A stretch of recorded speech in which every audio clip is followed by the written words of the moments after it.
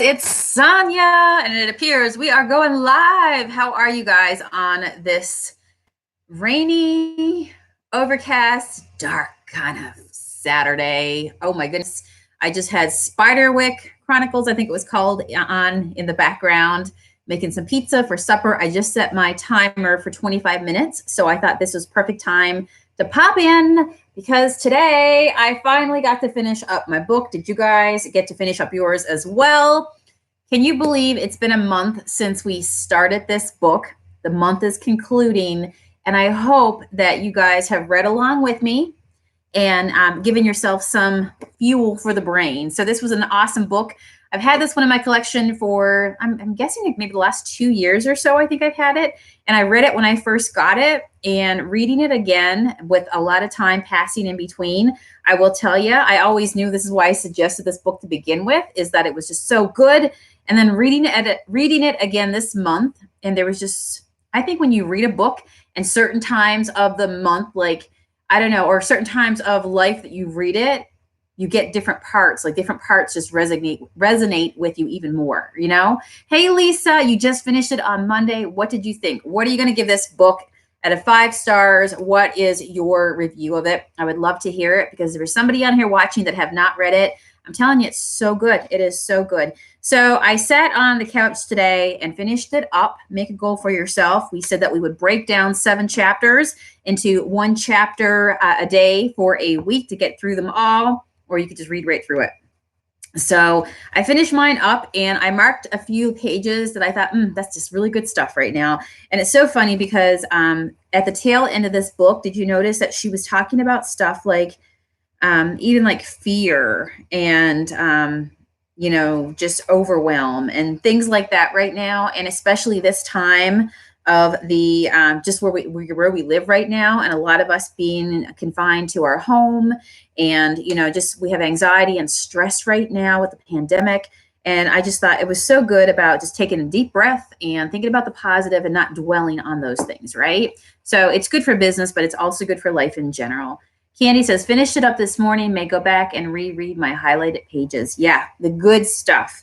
So this is what she said, or this is what Mark Twain said. And I really, this quote really resonated with me. It said, I have lived a long life and I've had many troubles, most of which never happened. And I thought, isn't that so good? She says, I want it more. And she does, Lisa. She does have another book. Actually, this is her other book right here. And I think she has one more that I have not read. This one is You're a Rock Star at Making Money. So that's an awesome book as well. It just focuses on, like, if you have a goal to be able to increase your income, getting over all just like, you know, some struggles, or just mindset about money, things that we might have been raised, you know, just experiences we've had, things that we can, when we think about money.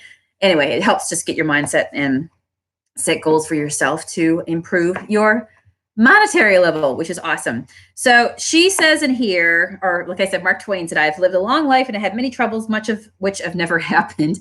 And I thought that was so true because, you know, before, there's things that we do for our business in life that's really hard. And we feel like we like somehow we project stuff onto ourselves that has not even happened yet. You're scared to do stuff because what if, and it hasn't even happened. And yet we're letting ourselves hold ourselves back. We haven't done it. We're scared of potential stuff and struggles and woes, but those woes have never even happened. So why are we stressing ourselves out, right? So she's talking about time here in like right around page 150s, 160s. And she says, it's amazing how, you know, so what you focus on is important. And if you believe that there's not enough time to do stuff, that could be something that we tell ourselves. She says, I don't have time to clean my office. Oh, look at that. I just spent a half an hour looking for my phone that was buried beneath a pile of papers. Oh, look at that. My phone is dead, which means I'm about to waste even more time because now I got to look for the charger that might be under a pile of books. So she was talking about in this section of the book about how we don't have time to do stuff. But by not doing the stuff, we just like added extra stuff for us to do, because instead of taking the time to organize, instead of taking the time to get stuff done for your business, instead you're not addressing that, but yet you're taking time. It still takes time to do all the other stuff, right? That's impacted you. That's a symptom of not, in this case, organizing. She says, when we're forced to do something, suddenly the time is there. Isn't that true? When you're forced to do something, suddenly you make time for it. Funny how that happens, which means that there's all the time, but we have just chosen to limit our own selves by believing that it isn't there, right? Yeah, isn't that funny how we don't think we have time to do anything, but the moment it's going to disappear, now we'll make time for it, right? Or, something happens. Well, now we're at the very end, we'll make time for it. It was always there. It's just, how you plan out your days and what you allow yourself to believe, right? Hey, Brenda and Sandy. So she says, think of time as a person. Would you expect time to keep showing up for you if you constantly treat it like it was just some dumb thing that didn't matter? I don't think so, she says. So how do you treat time? Everybody has it the same amount of time, right? And how do you prioritize and get it done?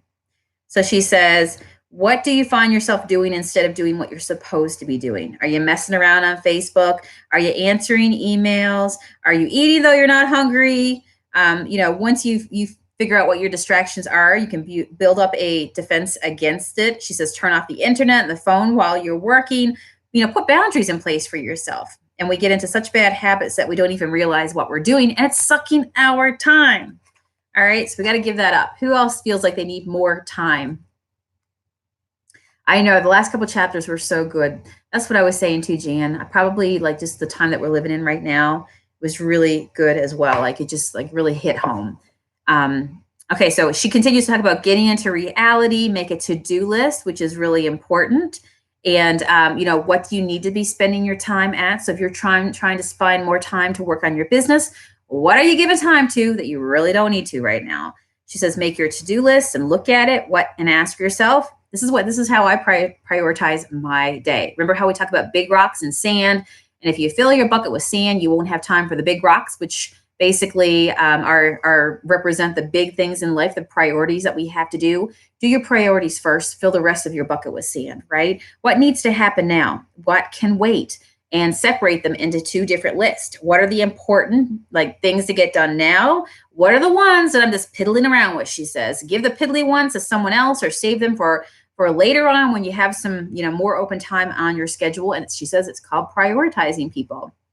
So I just thought that was so really, really good. Let me see what else. And tell me if there was something that you guys really liked. Be sure to post it.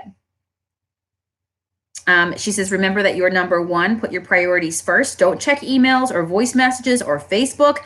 This is something that I do. I am not into my inbox at all times, right? Like I am just not. You can stay there at all times. I get a ton of email. I get a ton of voicemails. I've set up boundaries.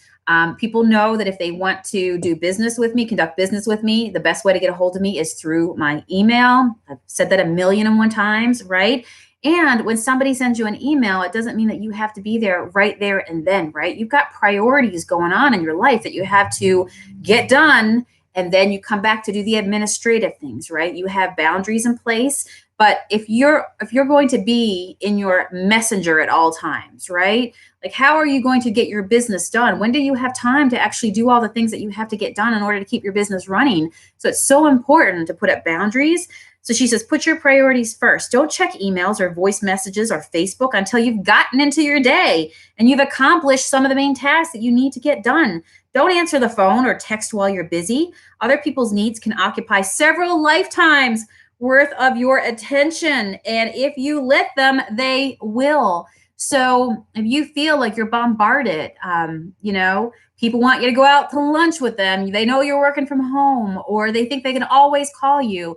You have to understand that when you're at work, right? When you're at work, when you're working for somebody else, do you accept personal phone calls? No, right? You're in your inbox, you're doing what you need to be doing for your business. There's times when you're working on maybe reports. There's times when you're dealing with your customers.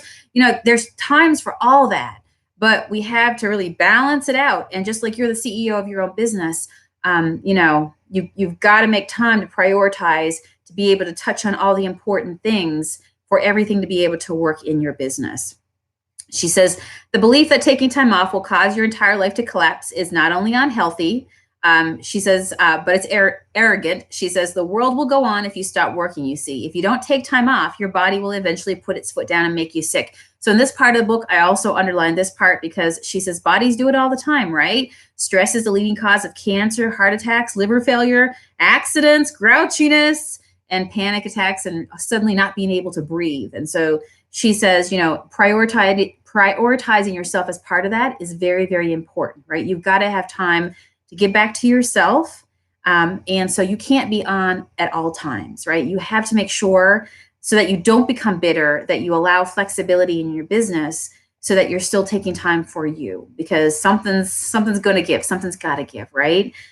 She says here, and I underlined, and I did a whole underline of this section. She says, just think about this one part. She said, enjoy your precious life while you're still in possession of it. Makes you think, right? So in the chapter about fear, she says, fear is for suckers, all right? And she talks about in here just a whole thing about fear, and she gave some personal examples of things in her life.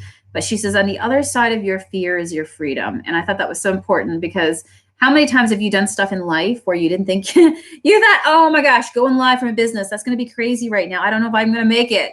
But you know what? You all of a sudden you do it, and there might be nervousness, and your knees might be knocking, and you're scared. But once you get through it, you realize you did it. You did it. And now there's that sense of freedom that comes with it, right? Anything in life, the first time you fly, you're scared to death, but you do it, but you realize all the freedom that opens up beyond it, right?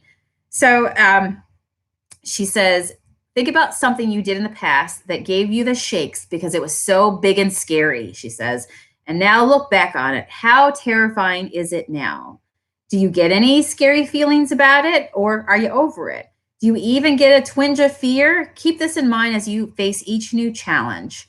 No matter how intimidating your next great leap forward seems at the moment, it will be small when you look back on it someday. So why even wait? Why not look at it as though the pipsqueak, she calls it, is nothing, right? Envision your challenges from the future and look back on them from a place of victory, and they'll lose much of the power to paralyze you. What are something that you thought that was so scary and you got through it and you don't even think about it anymore because you realize you did it, you conquered it, and now you're free from that fear. So she says, our greatest fears are the greatest waste of time. I'm going to read this part because I circled this and underlined it and everything else. She says, and just think about the world events right now. Be in the moment. Is anything scary happening to you right now at this very moment? Right now, where you're sitting, is anything bad actually happening? Or is it just the thoughts in your head that are freaking you out? Right? Stay in the moment. Connect to your higher self. She says about keeping your frequency high and not falling prey to your fears. And that 9 out of 10 times, it's much scarier in your mind than it really is in reality. She says, cut off the stream of crap. So she's pretty straightforward in how she writes this book, which is probably why I really like it. She says, be more conscious of the information you absorb. What blogs do you read? What shows are you watching? What books do you read? What stories do you read in the paper? What movies do you go to? Whose opinion do you ask? What are you focusing on in your day-to-day life?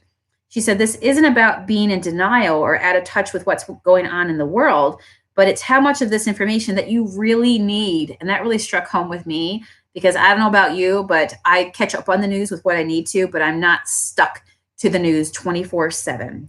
So it's about how much of the information you really need, right? And being in touch with the world, but how much do you really need? Are you staring at a car accident, or are you gathering information that will allow you to contribute to positive change? Wallowing in the pain and suffering isn't going to help anyone, and yourself included, any more than starving yourself will help the hungry. If you want to help the world and yourself, keep your frequency high and do your work from a place of power and joy. Isn't that good? I mean, she even talks about don't think of anything upsetting in bed at night, just good things. And oh my goodness. So yes, even if you can read the last couple chapters of the book, I think you'll find yourself just reading and just realizing that, come back down to earth, right? Let me see here. I like the fact that she said the mind and the body are way more powerful together than either one is alone. So you can have a body that, everything is working great, no issues, but you know what? You got a terrible mindset. You'll never get anything done, right? You'll hold yourself back, and vice versa, right? So the body and the mind works together as one, and they're more powerful when they're connected. So the more time that you take for yourself and to give back to you, it's only going to help you overall. So she says, give yourself the permission and the means. Yes, that includes the money, because she talks about money in here, to be who you are, regardless of what anybody else thinks or believes is possible. Do not deny yourself the life you want to live because you're worried you're not good enough, or that you'll be judged, or that it's too risky, because who does that benefit? No one. That's who. When you live your life doing the things that turn you on, that you're good at, that bring you joy, that make you shove stuff in people's faces and scream, check this out. You walk around so lit up that you shoot sunbeams out of your eyeballs, which automatically lights up the world around you, which is precisely why you are here, right? To shine big in this world, and that world, needs your light to survive. So she says, you're powerful, you're loved, you're surrounded by miracles. Really believe that what you desire is here and available to you, and you can have it all. Love yourself because you're a rock star. So, that's just a little bit, and some of the stuff that I really enjoyed. And I'm going to put this book on my bookshelf, back of my bookshelf, and keep it. Anybody else love when you actually have the book? I sometimes download books onto my iPad to have like the Kindle to be able to read, but I always love holding a book. And, there's so many books that I've downloaded, and I probably should go back in there and remind myself what they are. But I love having a shelf dedicated to like my self-help, my self-improvement, books that just keep you reaching higher, right? Keep you mentally where you should be. And to have this book and put it back on my shelf, and when I'm ready, or I just need a pep talk to myself, the fact that I've gone through and I've dog-eared some of the pages, the part where she talks about how to do a basic meditation, all those sorts of things, you can pull it out, just reread something that you underlined or you're scribbled. It's almost like for your future self, you did something like, okay, Sonia, when you need to pick me up, browse this book and just reread something that you previously highlighted or you underlined. And it's probably something that you might want to hear today, right? Candy. Yeah, I think she has 2 more. If you believe it, you can achieve it. Yep. I believe that you can do anything that you want to do. Likewise, you can convince yourself that you can't do anything too. It just depends on the mindset that you subscribe to. And when you realize that you can manifest, that you can take yourself out of situations, that you can change your future, change the destiny and the future of the people around you and your family. You can help so many other people. I just think that it's limitless. Whatever you want to do, if you can dream it, you can surely do it. Absolutely. Sandy says, yes, I need the book. Yeah, and if you go to any thrift stores, you can probably you look there as well and see if you get it discounted, because it's been out for quite a few years now. But it's so, so good. So, so good. And she talks in a kick your butt kind of way, right? Like, I'm going to tell you like it is, and probably a lot of times of how we see it, right? Jan says she has a book coming out that she's going to read. Fear is not the boss of you. Ooh, very nice. Oh, that's awesome. Yes, any books like that, like I said, keep you reaching higher, and just, even taking a moment to read one paragraph out of a book that you picked up when you're having coffee in the morning. Just what you'll find is that one paragraph turns into another paragraph, turns into a chapter, and maybe another chapter besides that, because you get so into it, right? And so I love books that are written that are really easy to read, and you just read and it just goes and goes and goes. And just before you know it, you're like, holy moly, where did the time go? So yes to all the books out there that just keep us in a good place of mind, because it is easy to get distracted, and it is easy to, to all of a sudden, have a bad day or have anxiety or just not feel your best. So a good book is like a pick-me-up. All right, friends, I am going to head off. I know my alarm's going to go off anytime for my pizza. What are you guys having for supper tonight? Tell me before I go. And I'm going to eat taco pizza tonight. That's something new that we picked up. We're going to throw in the oven. So what are you guys having tonight? Or what are you getting into tonight before I go? Tell me.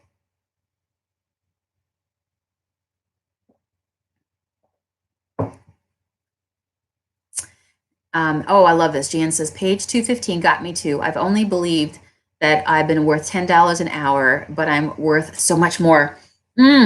Oh, I think I know exactly what you're talking about.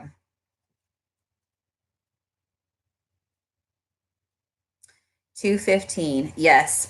She says nothing has any value other than the value that we put on it. So she says somebody could sell a t-shirt in a store for $10. Another person could sell the exact same t-shirt in a fancy store for $1,000, right? It's all make-believe, or rather, it's what we make ourselves believe. If we believe we're worth $10 an hour, that's the frequency we'll put out, and that's the kind of client or job that we'll attract. If we believe we're worth $1,000 an hour, that's a different frequency, right? We'll put that out, and it's the kind of client or opportunities that we will attract. The key word is believe. She says you can't charge less than you believe you're worth and expect to flourish, because you'll be pissed off. Isn't that truth? That's why we always say, it's time to raise your prices when you let stuff go out the door and you're left with that bitter feeling like, I should have kept that. Why did I not put more onto it, right? I should have charged more for that. Oh my gosh, I feel like I just gave it away. So if you're feeling that bitterness and that sick of like, oh my goodness, I'm so mad with myself, that's an example of how ding, ding, ding, you are undervaluing yourself. All right, friends, I will see you guys again tomorrow. Take care, and do something tonight that fills your happy bucket. Maybe do a little reading tonight, watch a good movie, and think big and dream big about what you want to do this week. So there you go. All right, see ya. Take care. Bye.